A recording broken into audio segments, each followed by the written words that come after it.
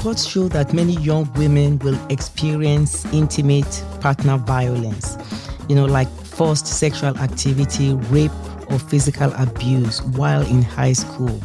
Exposure to intimate partner violence has immediate and long-term harm and consequences. It may shape a young person's self-worth, sense of self, or what they believe is acceptable behavior in romantic or sexual relationships, or permanently cause emotional trauma in an older woman. You have stated that there's a lot of work needed to raise awareness of the impact on victims, or more appropriately, the challenges survivors have faced after such abuse. In the US, there is RAIN, an acronym that stands for Rape, Abuse, and Incest National Network. And it is the nation's largest anti-sexual violence organization. And RAIN created and operates the National Sexual Assault Hotline, 800-656-HOPE, HOPE, and online, it's RAIN, RAINN.org. What are all the things that could be done to increase this awareness? And do you have statistics with respect to the percentage of women or pregnant women sexually assaulted? You gave an initial rough statistics, 1 in 5, but I'm not sure, is that specific to the percentage of women or pregnant women sexually assaulted? Thank you, Dr. Shagadi. Unfortunately, I don't have the stats, the exact figures, but what I would say, and I don't know that anybody would disagree with this, is that whatever figures we have, we must treat as an underestimate. I think that's the key word for me. Whatever figures there are out there may not represent the totality of this problem. And so there's got to be, in fact, I was so encouraged when we were asking a question about these organizations that are out there to keep looking for potential victims and helping potential victims through this, especially when you look at pregnancy, because if you're looking at statistics, just by virtue of people being pregnant, their ability to help themselves and defend themselves, etc., I wouldn't be surprised if whatever figures we have are not representative of the problem. Also, when we look at a woman who's pregnant, we have to accept that she's not thinking about herself alone. She's thinking about the baby as well.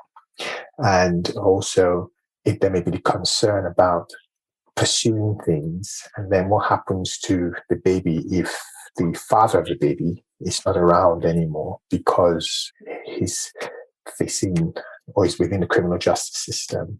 I think that that's a consideration.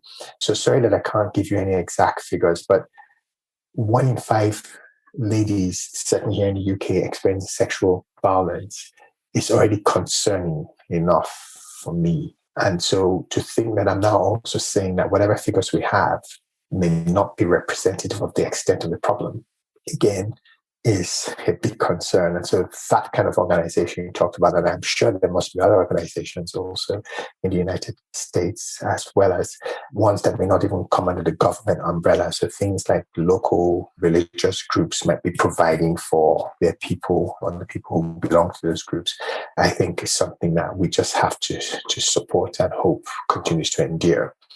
The thing about violence is what the definition of violence is. I'm a bit careful because I don't know what your audience is, but I was saying to somebody the other day that in a way I feel that I may have been abused as a child. And they said, what do you mean by that? And I said, well, I will never forget that there was a coup in Nigeria just before I was 10. It was in the 70s.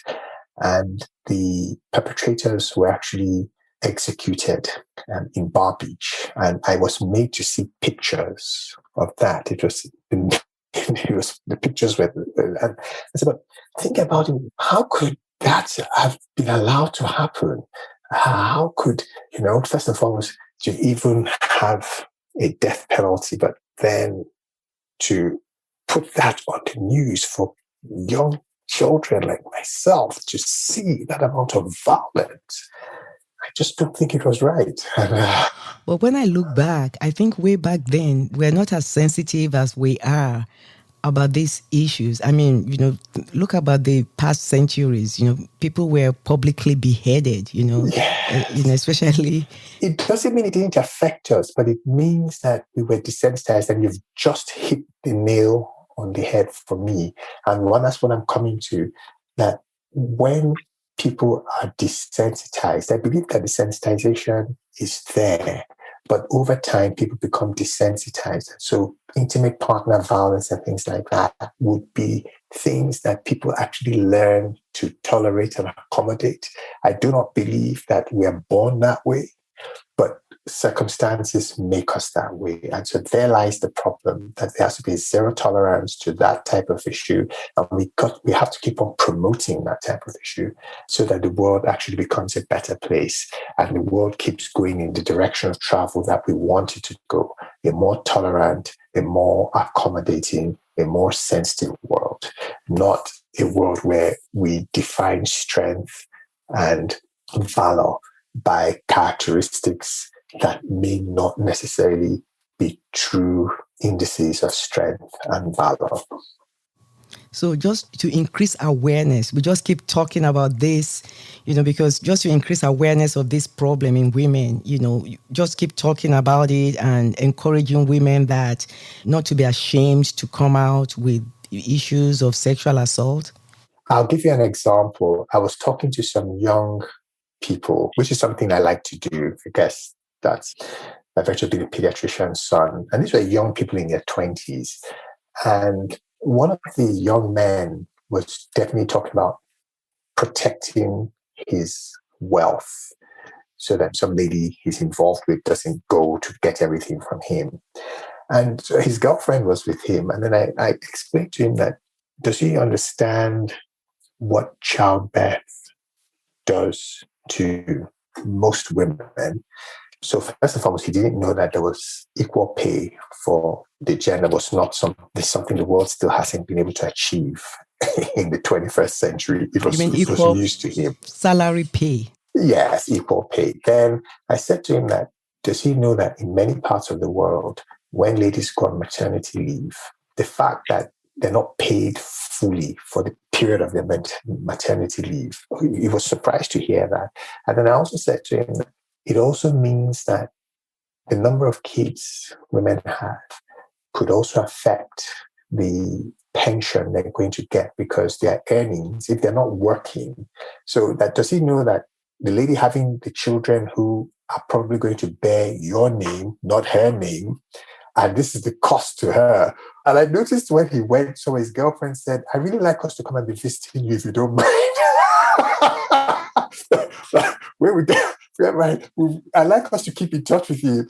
And the truth is, these are conversations that we have to have, because if people, especially young men, suddenly don't see that perspective, and I'm not saying either because they're desensitized or just because they're not made aware of this, the chances are they wouldn't see intimate partner violence as violence, but may interpret it as being the man or being in control or being leadership. You'll be amazed at how a perspective of things that you could not even imagine will suddenly become the default truth about that situation. And so we have to keep promoting this ideology, and we need organizations like the organization you're talking about to keep promoting the ideology. And I'm not looking at this from a feminist point of view. I'm looking at this from a purely social justice point of view. It's something that applies to all of us. Nobody should be a victim or subjugated to any form of physical intimidation whatsoever, and mental abuse as well. Oh, thank you. You as a doctor, you have worked on forensics and saw the perpetrators, but now you see the victims and how the trauma affects them. What lessons can women learn from this, your invaluable career experience? What should women know? Thank you. Well, the first thing is that I'll have to elaborate on your question and say, what should men and women know? So first and foremost, women, as I've said, most of this violence is from people who unknown to the victim. And we also know that many people who've been violent will apologize and say they don't know what came over them, and they'll be violent again. So I think women just have to have, or anybody, women or men, should have a zero tolerance to violence. And everybody deserves a fresh start, but it could always become one time too many. And that's what adds to the Office of National Statistics homicide list or serious injury, grievous bodily harm list we have, because we always felt, no, we want to give people another chance. And I think we've seen a pattern. If people can't seek help, then you have to keep yourself safe. I do know from my experience that a lot of this violence usually has drugs and alcohol somewhere in the background as well. But I actually think that rather than women, it's men that actually want to start talking to about this. And if your audience has men, I would actually feel more fulfilled, because I don't think people really know what damage they do to other people when they assault them sexually or rape them. When you see people going through 2, 3, 4 years of trauma, flashbacks, dysfunctional behavior, completely being unable to function and come out, having self-deprecating thoughts, getting into other relationships that are just as dysfunctional as the one they ran away from because they have no self-worth. When people see the work or the finished product of the work they started by abusing people, it may make us think twice. I think many perpetrators do not see the effect on their victims, and they just don't. And so they may not know, especially if they've never been victims themselves. Sometimes if one hasn't been through a difficult situation, one may not understand what it is to go through it. So I think it's just, we've got to be able to put enough resources in to help victims so that victims can recover and tell their stories, so that more people hear about these stories. And there's a true and concerted commitment to prevent any other person from going through that. The cost to society is phenomenal. You cannot overestimate it. It's just phenomenal from what I've seen. And that's just anecdotally where I work in the independent sector now. Now, on the forensic side, I mean, can you share from what you've seen? Can you share some pearls of how women can maybe help or defend themselves so that they're not seriously bodily harmed or killed? Yeah, this is not research-based. This is just my experience, anecdotal experience. I think the first thing is a lady has to have a sense of self-worth. Some of us are lucky. Our parents give that to us, or the communities we live in give that to us. They don't tell us, okay, let me put it this way. You've introduced yourself as a gynecologist and an obstetrician. It means that you grew up at a time and in an environment where nobody put a glass ceiling and said you cannot be a gynecologist, you cannot be a medical doctor, you cannot go to college or to university. It probably would be the way you would bring up your own family to look at life, that you can be whatever you want to be. It's slightly different if people are born to think that there are certain things they cannot achieve. So they've already put them at a position where they are more likely to be taken advantage of, because they don't even see it as being taken advantage of. They actually see it as, well, that's just a natural thing for the place they happen to be in. So ladies or communities, and I would dare say governments, have a responsibility to put systems in place to ensure that self-worth is guaranteed for all citizens, not just certain citizens, and that this thing called privilege should not be restricted. We should all have entitlements, very much like your declaration, that we're all entitled to the certain truths that are self-evident, and we're entitled to certain things, and we should all have that. Men and women and across the gender spectrum should have that. So that's the first step. The next step is to ask ourselves, why do people stay in abusive relationships? Now, if I knew that I could go somewhere if I was taken advantage of, and they would never send me back and welcome me with open arms and say, yes, it's good you left, I probably would go to a more comfortable and a safer situation. But how many times have we ever really thought about where victims can go for refuge? The reality is, if where you're going to is just as uncomfortable as where you're leaving, then you might as well just stay where you are. And so I think there is a responsibility we have. If people had to run away from abusive parents and then they got into a relationship which became abusive, what are they going to do? They can't go back to the previous situation because it's just as bad.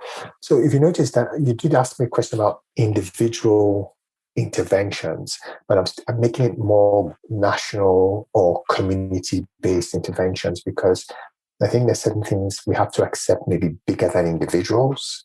And unless we make an effort to create systems within the environment to support people, we may not be able to help. It's not easy to leave your home at 2 a.m. in the morning when you've got a very terrible partner, if the police are not ready to respond, and then you don't know what you're going to encounter in the early hours of the morning on the street. So you might have to just stay in that situation because it's bad, but it could be worse on the outside. Wow. Dr. Anthony, you are a firm believer that improvements in efficiency and quality will deliver better patient experience. And you are equally convinced that collaborative working between health professionals is the best way to achieve this. You have lived in the United Kingdom, which is about 6-hour time difference from us this morning. You've lived in the UK for almost 20 years, having left Nigeria in 2002. You became a consultant psychiatrist in Oxley's in 2006 and worked as a community consultant psychiatrist. What single most important piece of advice would you give a young medical student, resident, or early career physician looking at emulating you? Oh my goodness, that is such a flattering thing to say, Dr. Shah. I'm so grateful to you, and also that you're even accommodating to talk to me at a time convenient to me, but clearly not very convenient for you. I'm just thinking about it now. I apologize. I'll have to make this up to you some way. So if you need me on your show again, just tell me. I'll be there. Even if it's 12 a.m. my time, I will be there.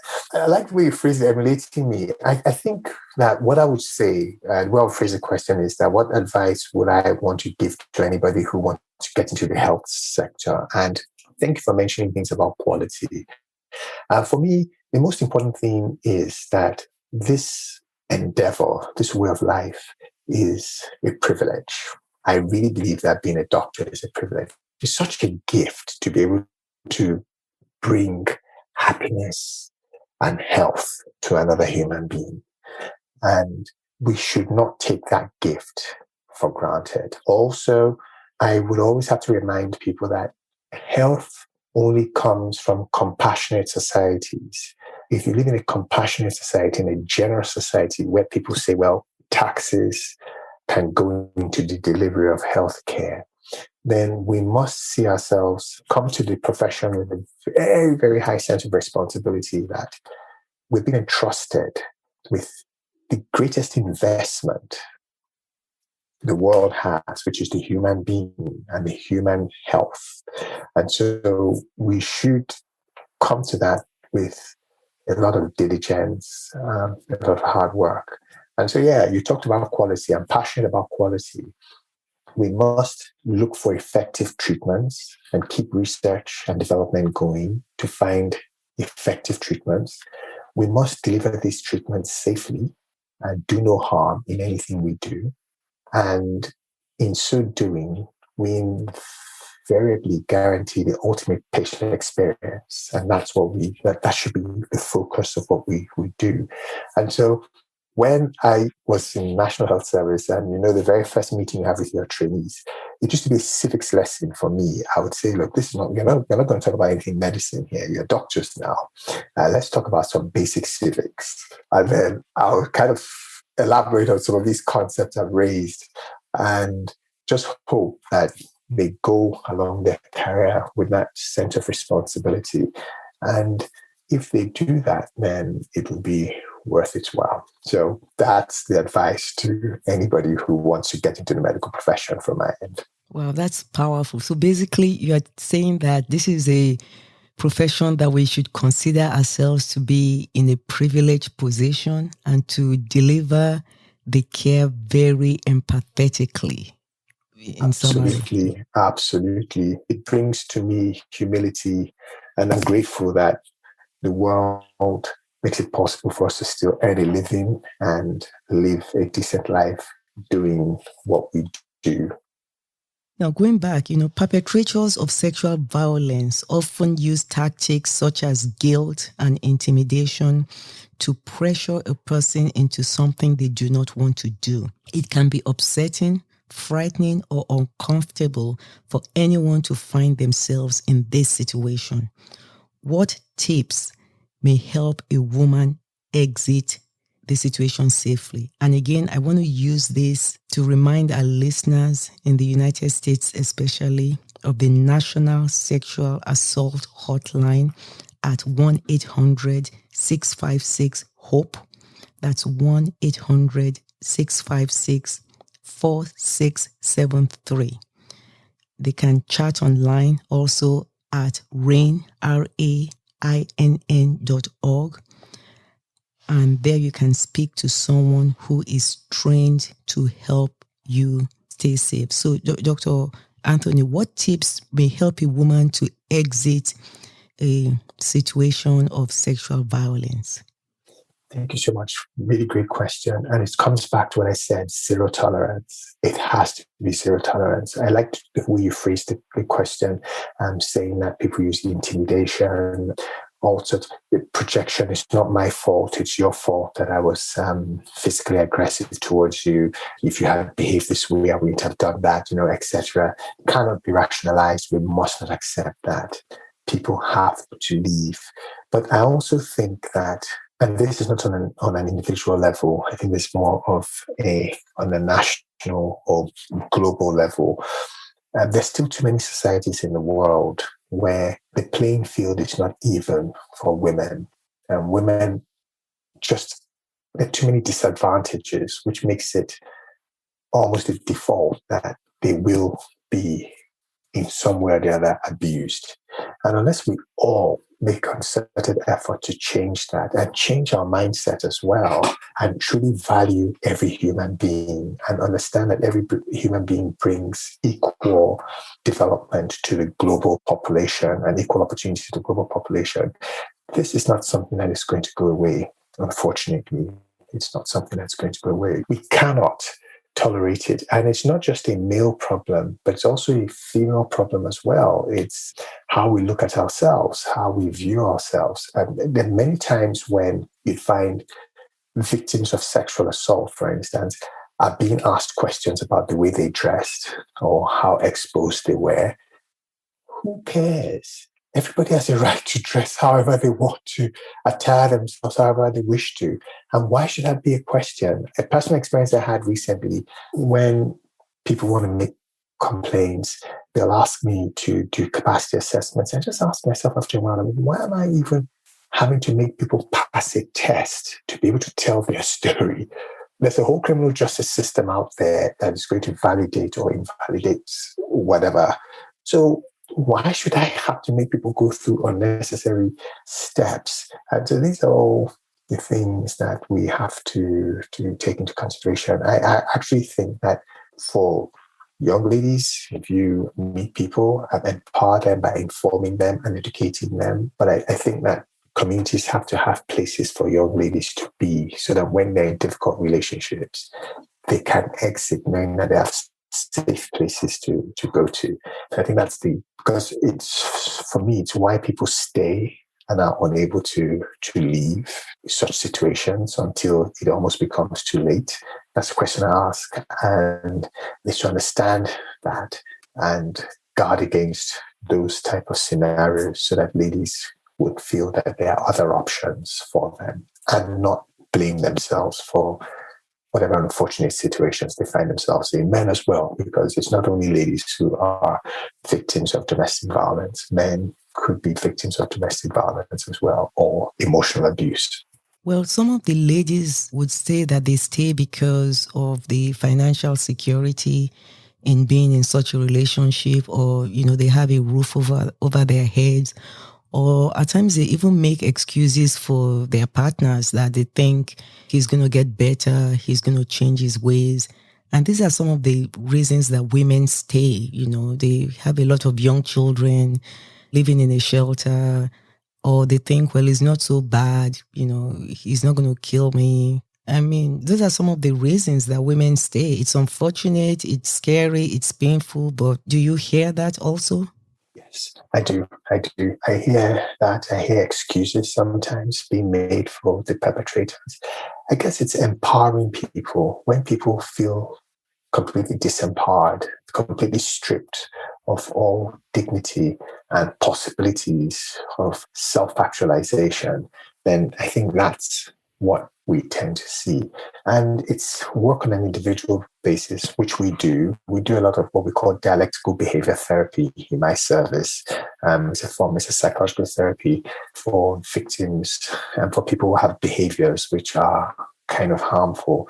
But it spans about a year. Sometimes it could take more than a year of that intervention. But I've actually started seeing results, or the mindfulness, the distress tolerance. It's really, and then people move on to radical acceptance and not seeing that, accepting my past, and then for working towards a better future through interpersonal effectiveness. I actually see people translated from a place where they couldn't even be left alone because they couldn't stay safe if they didn't have somebody supporting them, to going back to get jobs. And what that journey has shown me is that when people are giving self-worth and self-belief, the possibilities cannot be quantified. There's endless possibilities for such people. And so it's something that I think we should persevere with, but it takes resources to do this. It's not a free resource. It's quite expensive to provide this for people. If someone is pressuring a woman to engage in sexual activity, first of all, it's important for her to remember that being in that situation is not her fault. And we did talk about consent a lot, but what exactly does consent look like? And what does consent not look like? And how should a woman respond if someone is pressuring her into sexual activity? Thank you. I like the way you phrased that question. Consent, and I'm sure as a gynecologist, as somebody who does surgery, cannot be spoken about without talking about capacity. So you've got to have capacity to consent. So the two of them go together. Those two concepts go together. And when you say being pressured, one of the things about capacity is that you cannot say anybody has capacity if they're under duress. So if people are emotionally overwhelmed, so I can't be having a question about surgery with somebody if the person is in severe pain or is overwhelmed under duress. So I think that's the key for me, that consent is informed. So people have to know what they're consenting to, and they must not be under any form of duress at all. And then we can see if they can truly understand and retain information. They can weigh the pros and the cons and communicate clearly whatever decision, no matter how unwise, how unreasonable that decision is. Because we want to promote autonomy. So for me, consent it has to be free from pressure. So once I hear a question say somebody's being pressurized or lobbied or prompted, I begin to worry about consent under such situations, because I start hearing coercion, and that worries me. And I think that that's the message to young ladies, that if you feel pressurized, then it means that it's not something you want to do, because if it's something you want to do, then you will not be pressurized. And then to get out of our communities a lot of these errors, because in all spheres, books we read, films we watch, there's always these suggestions that people don't know that they want to say yes, so they have to be helped to say yes. And I think that's where these type of errors come from. And we laugh about these things, but it's not really right. And I think we have to start calling these erroneous concepts out so that people because if we laugh about things, then we normalize them. No matter how abnormal they are, we begin to normalize them. And as we said earlier on, we get desensitized to them. So as soon as people now understand that when it comes to anything to do with the physical body, we must respect whatever anybody's position is and respect the change to that position should it occur. And that's the paramount thing. I do not believe we would have to have conversations about protecting vulnerable people or people in this type of situation, because humanity would now interact with each other against those set principles of equal respect or mutual respect.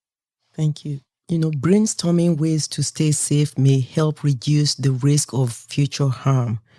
It's important to think about safety as part of, for example, travel preparations, safety in situations where alcohol is involved, safety with online dating, and safe web browsing. What can a woman do for safety planning in anticipation of some of these situations? Thank you. Just from my rather naive position, I remember when we heard things about if you go to a bar or a pub, it might be a good idea to come back to a drink that you left open because you don't know what anybody might have put into that drink, things like that. So when you mention alcohol and drugs, I would say that much as it's people's choice to do what they want to do, but certainly you don't want to be in a situation where you're not fully aware of your environment. So both for boys and for men and women, it's a good idea not to get oneself inebriated and not be aware or be disinhibited. So I think that's that. I think we also there has to be a level of discerning power to be able to judge characters properly and to listen to what people say, to get some idea of what they are, what they believe, and decide whether one wants to have themselves in that situation or not. Yeah, I think safety planning is a very good idea, as you said. If you don't have to stay with someone, and you can stay by yourself, and so you don't feel obliged in any way, that it looks like good things to go around with people you trust, and to be confident at all times, to be aware. Yeah, I think it's difficult for me I'm not really a forensic expert in that regard. I'm more from a mental health perspective, but I certainly can say that the basic principle here is adopting a common sense approach to keeping oneself safe.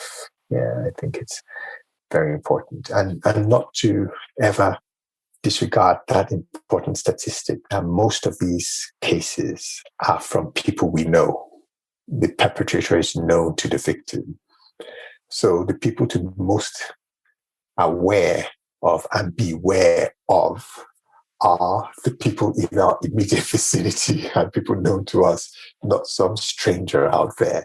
I think that's the key message from the statistics we have. Oh, well, thank you. And finally, Dr. Anthony, when a person says something that doesn't seem right, there are simple ways to step in and help a friend, whether it's giving someone a safe ride home from a party or diverting a person who is engaging in uncomfortable behavior. Anyone can help prevent sexual violence. How can family members know if their loved one has been sexually assaulted or traumatized, even when that loved one is too young to speak for themselves? What steps can one take in protecting others without harming themselves, in ultimately trying to prevent sexual harassment and assault? Thank you. I would say that that's where the key word you used is the answer to your question, loved one. We must let our family members know that we love them. And even when they have been through some of these incidents, we shouldn't look at them less than they were. You'll be amazed at how many people actually completely take in and identify with the shame that they feel and blame themselves for the incident. No, they've got to be made to understand it's no fault of theirs. Whatever the circumstances are, they are loved. They are still as precious as they were before the incident. It's the same human being. There's no difference. They shouldn't go about feeling any shame, doubt, any guilt. And people have to do that, not blame them and say, why were you there? Why did you hang out with this person? And further invalidate them. On the contrary, we should make sure they know that our love is unconditional. I take a very Carl Rogers approach to this unconditional positive regard, especially where I work. I've had patients telling me, I blame myself, I shouldn't have been drunk. And I say, well, I don't see being drunk as not, you said no, and the person disregarded that. That's not fair to you. And don't blame yourself for that. You're entitled to take a drink if you want to, and that shouldn't make you responsible for such an unfortunate action carried out against you. And people respond to that. Wow. Dr. Anthony, we want to thank you immensely for coming on to Cocoa Pods, zooming in all the way from the UK. And if there are any final thoughts, of final words you just want to share with us with respect to women keeping safe out there, not being sexually assaulted, are there any final words you would want to share in closing? Well, yeah, I have some final words, but I don't know if it's about not being sexually assaulted, but it's certainly about emulating. And I'd just like to say that it was an absolute pleasure engaging in this interview and meeting you. Usually we don't see that many female obstetricians and gynecologists, or indeed surgeons. And yeah, I think your accomplishments are fantastic. And this work you're doing is so desperately needed at this time, especially when one sees what's going on in the world. And so I can only just say, please keep up the good work. I'm grateful that you gave me an opportunity to reflect with you on such an important topic. And if you ever need me to do anything, please let me know. To be an honor, because I think it's very important. And it's important because whether we like it or not, we all come from a womb. And so an investment into female reproductive health is an investment into humanity. Wow. Thank you. That is so deep. Thank you so much. And just thank you for your time. And for our listeners in the UK, we are in Forsyth, Georgia. Forsyth is about 65 miles south of Atlanta, Georgia. I think a lot of people know Atlanta, Georgia. So we're in a small town in Forsyth, Georgia, and we have this foundation that we just talk about all the issues that in this season 1, we're talking about all these issues that affect pregnant women and women around pregnancy and things they can do to just make things better for themselves. So Dr. Anthony Akenzua, all the way from London in the United Kingdom, we just want to say thank you so very much for your time and for your words of wisdom. We're very grateful. Thank you so much. Thank you.